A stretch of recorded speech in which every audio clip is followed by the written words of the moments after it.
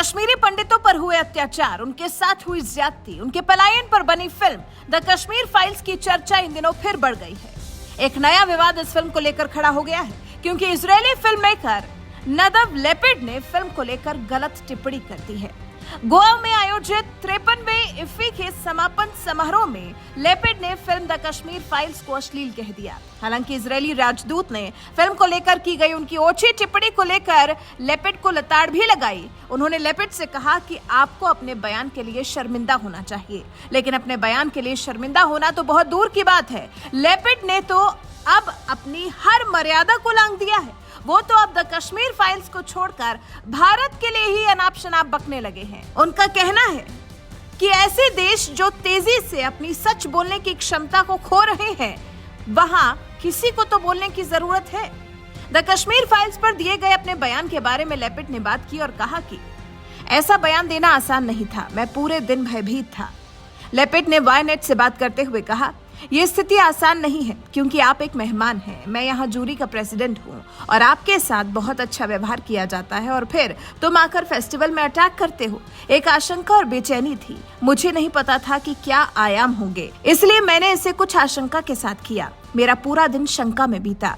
आइए इसे इस तरह से रखें, मैं अब एयरपोर्ट जाने के रास्ते में आकर खुश हूँ। नदव लेपिड ने आगे कहा, ऐसे देशों में जो तेजी से अपने मन की बात कहने या सच बोलने की क्षमता खो रहे हैं, किसी को बोलने की जरूरत है। जब मैंने ये फिल्म देखी तो मैं इसके इजरायली के बराबर होने की कल्पना किए बिना रह नहीं सका, जो मौजूद नहीं है लेकिन निश्चित रूप से मौजूद हो सकता है। इसलिए मुझे लगा कि मुझे करना ही पड़ेगा, क्योंकि मैं ऐसी जगह से आता हूँ जिसमें खुद में सुधार नहीं हुआ है और खुद इस रास्ते पर है। लेपिड ने कहा, मुझे लगता है मैंने वो सब कहा जो मुझे कहना था। मैं इंडियन नहीं हूँ, इस बारे में बात करते हुए मुझे असहज महसूस नहीं होता है। मैंने खुद को एक निश्चित जगह पर एक निश्चित स्थिति में पाया। मैंने वही किया जो मुझे लगा कि किया जाना चाहिए। फिल्म मेकर लेपिड के बयानों से साफ है कि उन्होंने द कश्मीर फाइल्स को लेकर जो भी टिप्पणी की उस पर उन्हें कोई पछतावा नहीं है। वो जो कहना चाहते थे फिल्म को लेकर वही उन्होंने कहा है और अब तो एक कदम आगे बढ़कर वो तो भारत को भी झूठ बोलने वाला बता रहे हैं, जहां सच बोलने की क्षमता कहीं खो गई हो। हालांकि फिल्म के डायरेक्टर विवेक अग्निहोत्री ने लेपिड के बयान को लेकर साफ कह दिया था, बल्कि एक तरह से फिल्म को झूठा और फिल्म पर सवाल उठाने वालों को उन्होंने चुनौती दे दी थी, ये कहते हुए कि मैं सभी इंटेलेक्चुअल्स, अर्बन नक्सल और इजरायली फिल्म मेकर को चुनौती देता हूं कि द कश्मीर फाइल्स का एक भी डायलॉग, सीन और इवेंट को प्रूव कर दे कि ये सच नहीं है तो मैं फिल्में बनाना छोड़ दूंगा। वहीं लेपिड के फिल्म को लेकर वक्तव्य को सुनने के बाद एक्टर अनुपम खेर का भी वीडियो सामने आया था। उन्होंने ट्वीट किया था, कश्मीर फाइल्स का सच कुछ लोगों के गले में कांटे की तरह अटक गया है, वो ना उसे निगल पा रहे हैं और ना ही उगल। इस सच को झूठ साबित करने के लिए उनकी आत्मा जो मर चुकी है बुरी तरह से छटपटा रही है, पर यह हमारी फिल्म अब एक आंदोलन है, फिल्म नहीं। दरअसल ये तीखी टिप्पणी गोवा में हुए इफ्फी इवेंट में इजरायली फिल्म मेकर लेपिड ने जिस तरह से फिल्म द कश्मीर फाइल्स को लेकर टिप्पणी की थी उस पर आई है। नदव लेपिड ने कहा था, हम सब परेशान हैं, ये मूवी हमें एक अश्लील फिल्म की तरह लगी। द कश्मीर फाइल्स इतने बड़े प्रतिष्ठित फिल्म समारोह के लिए उचित नहीं है। मैं अपनी फीलिंग्स को मंच से खुले तौर पर शेयर करने में पूरी तरह से कंफर्टेबल हूँ। ये एक जरूरी चर्चा है जो बिना झिझक होनी चाहिए, ये कला और जीवन के लिए जरूरी है। यही टिप्पणी की थी लेपिड ने, जिसके बाद अब तो भारत को भी झूठा बताने से वो नहीं चूक रहे। आपको बता दें, नदव लेपिड अक्सर विवादों में रहने वाले इजरायली फिल्म मेकर है। विवादों से उनका गहरा नाता रहा है, उनके करियर से कई सारे विवाद जुड़े हुए हैं। फिल्मों का डायरेक्शन करने से पहले नदव ने कई डॉक्यूमेंट्रीज बनाई थी। इजरायली फिल्म मेकर ने policeman, the kindergarten teacher, synonyms जैसी फिल्मों का डायरेक्शन किया है। लेपिड इफ्फी के जूरी हेड हैं। नदव सिर्फ इफ्फी ही नहीं बल्कि कई इंटरनेशनल फिल्म फेस्टिवल्स में भी बतौर जूरी हिस्सा ले चुके हैं। इजराइल बेस्ड नदव अपने होमलैंड पर भी कई विवादित बयान दे चुके हैं। उन्होंने इजराइल के अस्तित्व को ही सड़ा हुआ बता दिया था और इसके बाद अब जब उन्होंने भारत में सच की क्षमता को खोने वाला बयान दिया है तो इस पर आपका क्या रिएक्शन है, कमेंट कर हमें जरूर बताइएगा।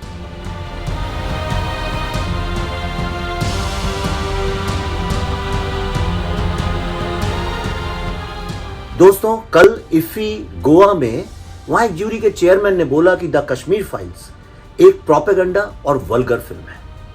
मेरे लिए कोई नई बात नहीं है, क्योंकि इस तरह की बातें तो सारे टेररिस्ट ऑर्गेनाइजेशंस, अर्बन नक्सल्स और भारत के टुकड़े टुकड़े करने वाले लोग हमेशा से बोलते ही आए हैं। लेकिन मेरे लिए जो एक बहुत ही आश्चर्यजनक बात वो है कि भारत सरकार द्वारा आयोजित भारत सरकार के मंच पे कश्मीर को भारत से अलग करने वाले टेररिस्ट लोगों के नैरेटिव को सपोर्ट किया गया और उस बात को लेके भारत में ही रहने वाले कई भारतीयों ने उसका इस्तेमाल किया भारत के अगेंस्ट। आखिर ये लोग कौन हैं? ये वही लोग हैं जो कश्मीर फाइल्स के 4 साल पहले जब मैंने रिसर्च चालू किया था तब से इस फिल्म को प्रोपेगेंडा बोल रहे हैं। 700 लोगों के पर्सनल इंटरव्यूज के बाद ये फिल्म बनी है। क्या वो 700 लोगों जिनके माँ बाप भाई बहनों को सरेआम काट दिया गया, गैंगरेप किया गया, 2 टुकड़ों में बांट दिया गया, क्या वो सब लोग प्रोपेगेंडा और अश्लील बातें कर रहे थे? जो पूरी तरह से एक हिंदू लैंड हुआ करता था, आज वहां हिंदू नहीं रहते हैं। उस लैंड में आज भी आपकी आंखों के सामने चुन चुन के हिंदुओं को मारा जाता है। क्या ये प्रोपेगेंडा और अश्लील बात है? यासीन मलिक ने अपने टेरर के जुर्मों को कबूल करके आज वो जेल में सड़ रहा है। क्या ये प्रोपेगेंडा और अश्लील बात है? दोस्तों, ये बार बार सवाल उठता है कि कश्मीर फाइल्स जो है वो एक प्रोपेगेंडा फिल्म है, मतलब वहां कभी हिंदुओं का जेनोसाइड हुआ ही नहीं।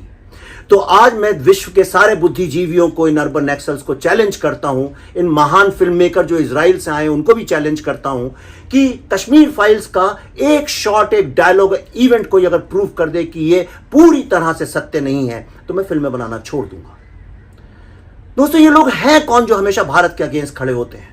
ये वही लोगों ने जिन्होंने मोपला का सत्य किसी के सामने नहीं आने दिया, जिन्हें डायरेक्ट एक्शन डे जहां लाखों हिंदू मारे गए थे उनका सत्य सामने आने नहीं दिया, कश्मीर का सत्य सामने आने नहीं दिया।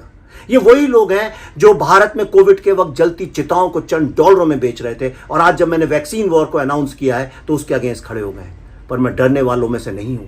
आपको जितने फतवे इशू करने हैं करिए, लेकिन मैं लड़ता रहूंगा। जय हिंद। दोस्तों, कुछ लोगों को सच जैसा है वैसा ही देखने और दिखाने की आदत नहीं होती।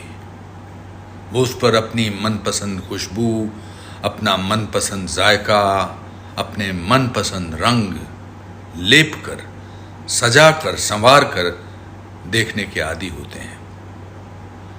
कश्मीर का सच उन्हें पच नहीं रहा है और वो चाहते हैं कि उसे किसी अच्छे, रंगीन, खुशनुमा चश्मे से देखा और दिखाया जाए।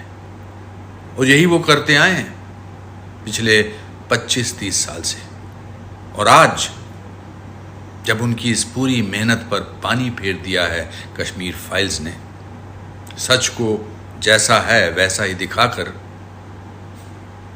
तो उन्हें बहुत तकलीफ हो रही है, पेट में मरोड़ उठ रहे हैं और वो गाहे बगाहे अपने मुंह से अपनी इस तकलीफ को जाहिर करते रहे।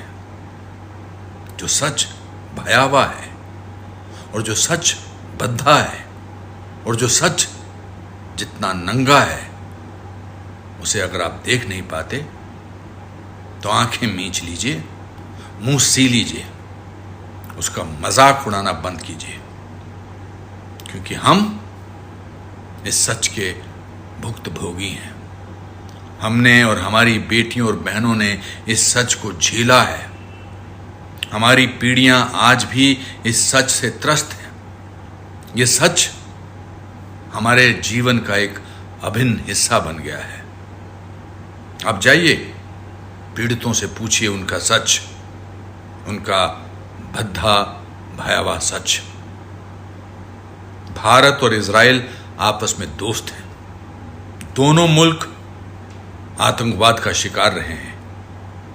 एक आम इजरायली कश्मीरी हिंदुओं का दर्द समझता है। बाकी हर देश में देश के दुश्मन अपने ही कुछ होते हैं, ये भी एक सच है।